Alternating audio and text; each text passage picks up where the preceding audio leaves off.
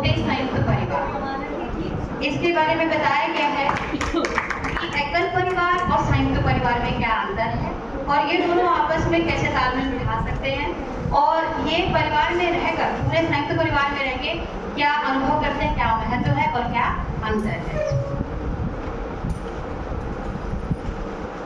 संयुक्त परिवार, एकल परिवार हमारे समाज में ज्यादा बढ़ते जा रहे हैं, जिसको हमने पहले कोलैप्स की साइकिल से जोड़ा है, जिसमें हुई है पहले हमारी एक्टिविटी, जिसमें हमारे संयुक्त परिवार टूटे हैं और एकल परिवार बढ़े हैं। सेकंड है रिफ्लेक्शन, उसका असर क्या हुआ है, उसमें जो है समस्याएं बढ़ी हैं, लोगों की जिम्मेदारियां बढ़ी हैं जो एकल परिवार में रह रहे हैं।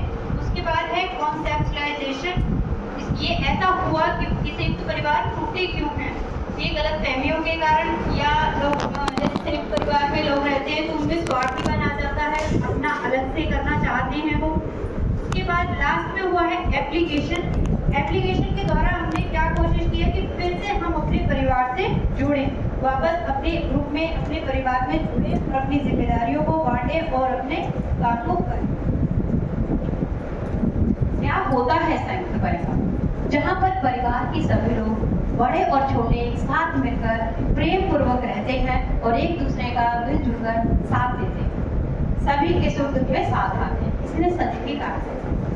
एक समय था जब बड़े थे परिवार, एक साथ रहते थे बच्चे और एक समय था जब घर थे बड़े, एक साथ रहते थे बच्चे और बड़े, चाचा चाची, मामा मामी सभी थे एक सूत्र में बंधे, मानो एक कहानी, मानो एक कहानी।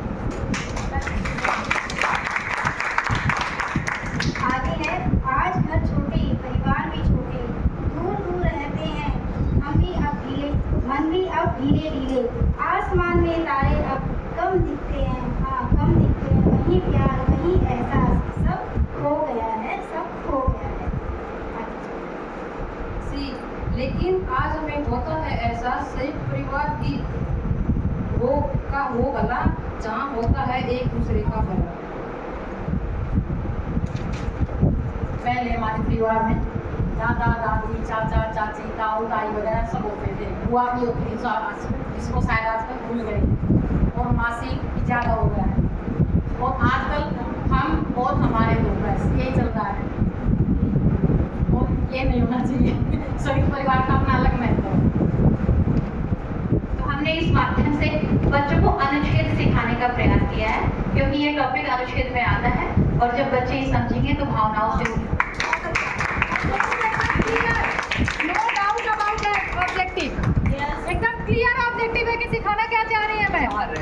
कभी कभी ऐसा होता है मैम, जो शांत रहते हैं ना, तो ऐसा आप नहीं समझो कि दूसरा मैं या कोई ऑब्जर्व नहीं कर रहा है ना, तो आप ये बिल्कुल नहीं समझ कि ऑब्जेक्टिव, क्योंकि ऑब्जेक्टिव क्लियर है बिल्कुल, आपको समझ में आ गया ना, इसमें सब सिखाना है ना। इसमें अनुच्छेद में बच्चे अपने घर जाकर अपने पेरेंट्स से बात करेंगे और अपने मम्मी पापा से पूछेंगे, अगर उनके दादा